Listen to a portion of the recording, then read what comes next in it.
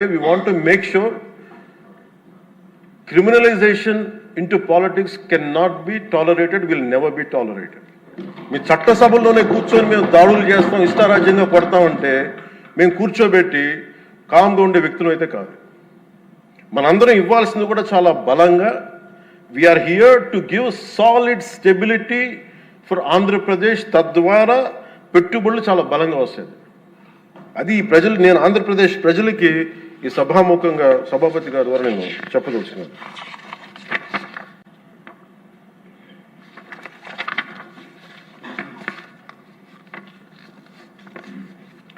చంద్రబాబు నాయుడు గారి దగ్గర నేను ఒకటే చూశాను అధ్యక్ష. నేను ఎక్కడ చెన్నై నుంచి వచ్చాను, నేను హైదరాబాద్కి ఎర్లీ 90s వచ్చాను. 90s వచ్చినప్పుడు నాకు పుస్తకాలు చదివేటప్పుడు నాకు లీక్వాన్ యూ గురించి తెలుసు. Founder president city state of Singapore. మేము చూస్తుండగా హైదరాబాద్ రూపురేఖలు మారిపోవడం నేను ప్రత్యక్షంగా చూశాను. మేము తిరిగిన మాదాపూర్ కొండల్లో కానీ లేదంటే ట్రెక్కింగ్కి వెళ్ళిన కొండల్లో కానీ అసలు ఏమీ రాదు, ఏం జరగదని, ఈ కొండల రూపురేఖలు మారిపోతాయా అని అనేది చాలా ఆశ్చర్యంగా అనిపిస్తాయి. మేము చూస్తుండగా రోడ్లు వెడల్పోయినాయి. అసలు ఇంత రోడ్లు జనం లేరు కదా, ఇంత రోడ్లు దేనికి అనుకునేవాళ్ళం.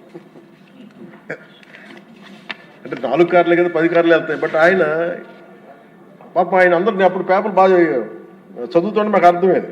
ఆయన అందరూ అంటూ ఉండేవాళ్ళు మాటలు, ఈ ఏంటి వరల్డ్ బ్యాంకుతో కుమ్మక్కైపోయి చేశారంటే అది ఈజీగా ఉంటుంది ఆ మాట అనేయటం. కానీ దాని విలువ ఈ జనరేషన్ అనుభవిస్తుంది. ఒక పొలిటికల్ లీడర్ నెక్స్ట్ ఎలక్షన్స్ గురించి ఆలోచిస్తాడు.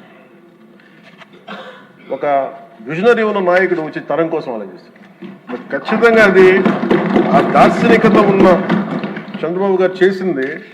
మొన్న ప్రతిసారి హైదరాబాద్ టువర్డ్స్ ఎయిర్పోర్ట్ వస్తూ ఉంటే, ఎప్పుడు మాకు ఆ ఫ్లైఓవర్ మధ్య వెళ్తూ ఉంటే నిజంగా ఇందాక చెప్తున్నప్పుడు సికింద్రాబాద్ వచ్చింది, హైదరాబాద్ వచ్చింది. Cantonment is more of Secunderabad, Hyderabad is old Nizam.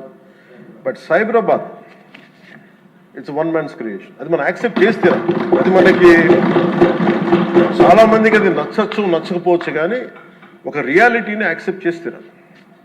ఎందుకంటే అది కూర్చోబెట్టి ఆయన కూర్చొని డిజైన్ చేశారు, ఒక కాన్సెప్ట్ చేసి దాన్ని ఇంతమందితో ఇబ్బంది పడి అందరి చేత మాటలు అనిపించుకొని ఒకసారి రోల్ చేసిన తర్వాత దాన్ని ముందుకు తీసుకెళ్ళిన తర్వాత అది దాన్ని ముందుకు తీసుకెళ్ళడం ఎవరికి ఫస్ట్ ఎవరు పెట్టగలరు? అన్ని కష్టాలను అధిగమించి అందరి చేత మాటలు అనిపించుకొని ఎవరు పెట్టగలరు? That credit goes to honourable CM Shri Chandrababu garu. We wholeheartedly acknowledge your efforts, sir. We wholeheartedly acknowledge your vision. My commitment to you is that we will stand by.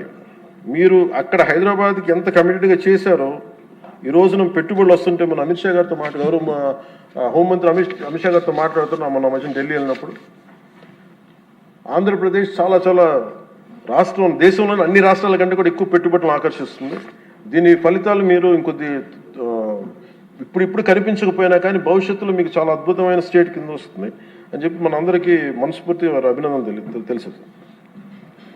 అలాగే ఈ రోజున కూటమి ప్రభుత్వం అధికారంలోకి వచ్చిన వెంటనే అమరావతి రైతులకు ఇచ్చిన మాట నిలబెట్టుకుంటూ రాజధాని నిర్మాణ ప్రక్రియను పునఃప్రారంభించాం. 25 మే 2వ తేదీన గౌరవ ముఖ్యమంత్రి శ్రీ చంద్రబాబు నాయుడు గారి నాయకత్వంలో గౌరవ ప్రధాని శ్రీ నరేంద్ర మోదీ గారి చేతుల మీదుగా పునర్నిర్మాణం పనులు ప్రారంభించాం. మౌలిక సదుపాయాల అభివృద్ధిని వేగవంతం చేశాం. వరల్డ్ బ్యాంక్ ఏడీబీ నుంచి 15,000 కోట్లు, హడ్కో నుంచి 11,000 కోట్లు, నాబార్డ్ నుంచి 7,387 కోట్లు సమీకరించి పనులు చేపట్టాం. రాజధానికి పెట్టుబడులు రాక మొదలైంది. ఒకేసారి 15 జాతీయ బ్యాంకులు తమ కార్యాలయాల ఏర్పాటుకి శ్రీకారం చుట్టాయి. మరో 28,000 కోట్ల పెట్టుబడులు వచ్చాయి. అమరావతి ఒక సాధారణ రాజధాని కాదు, ఇది ఒక ప్రజా రాజధాని, ప్రపంచ శక్తిగా రూపుదిద్దుకున్న రాజధాని. అమరావతి ఆంధ్రప్రదేశ్ రాష్ట్ర శాశ్వత రాజధాని. ఈ మేరకు అసెంబ్లీ సాక్షిగా ప్రభుత్వం శ్రీ నారా చంద్రబాబు నాయుడు గారు ప్రవేశపెట్టిన తీర్మానానికి జనసేన పార్టీ తరపున మనస వాచ కర్మణ సంపూర్ణ మద్దతు తెలియజేస్తున్నాం. జై హింద్.